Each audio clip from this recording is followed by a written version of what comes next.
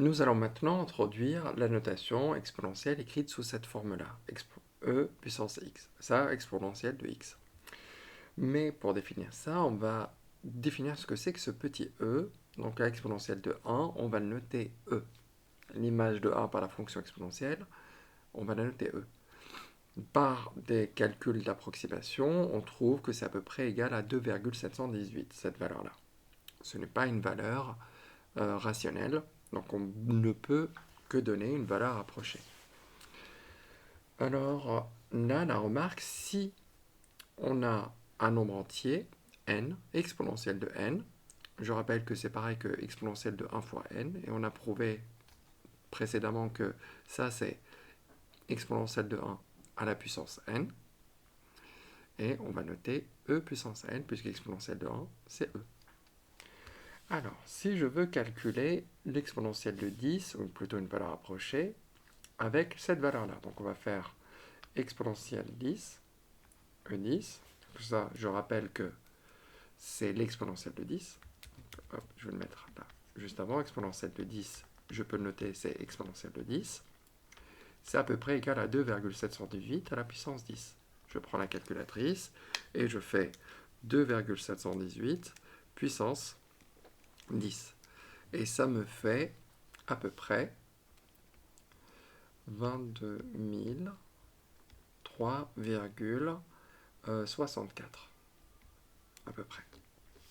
Et si je cherche l'exponentielle de ça, de moins 5, je rappelle que ça c'est exponentielle de moins 5, c'est la nouvelle notation, c'est à peu près égal à 2,718 puissance moins 5. Donc je vais faire 2,718 puissance moins 5. On trouve une valeur approchée. On trouve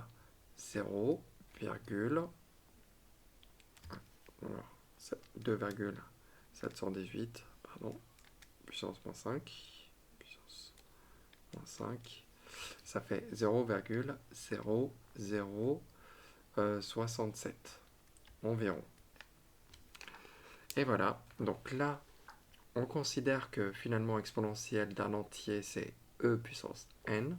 On va étendre ça, donc exponentielle de x, ça va être e puissance x pour tout réel x. On va étudier la fonction exponentielle. Alors, démontrons que la fonction exponentielle, donc exponentielle de x, c'est toujours positif, peu importe la valeur de x. Pour tout réel x, on a e puissance x, c'est-à-dire exponentielle de x, c'est le double de x sur 2. D'accord? X, c'est 2 fois x sur 2. Et ça, c'est égal à exponentielle de x sur 2 au carré. Donc c'est forcément positif ou nul. Or, l'exponentielle ne s'annule pas. Donc c'est-à-dire que ça, c'est différent de 0. Je sais donc que exponentielle de x, c'est strictement positif. Si c'est positif et que ça ne s'annule pas, c'est forcément positif, et peu importe la valeur qu'il y a là. Donc, je sais que la fonction exponentielle est positive, donc je sais que sa dérivée c'est elle-même, donc ça veut dire que la fonction exponentielle va être strictement croissante puisque sa dérivée est strictement positive sur r en entier. Donc la fonction exponentielle est strictement croissante. D'ailleurs, si on revient ici, on le voit, on peut dire autre chose, c'est que plus je monte, plus l'écart va s'agrandir, plus l'écart s'agrandit. Pourquoi? Parce que je sais que, donc si je reviens ici, je sais que la fonction exponentielle est sa propre dérivée. D'accord? Je sais que la dérivée, le nombre dérivé, ce n'est rien d'autre que le coefficient directeur de la tangente.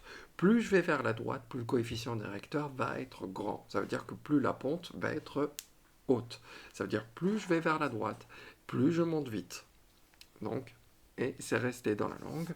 On peut même parler de croissance exponentielle en dehors des mathématiques.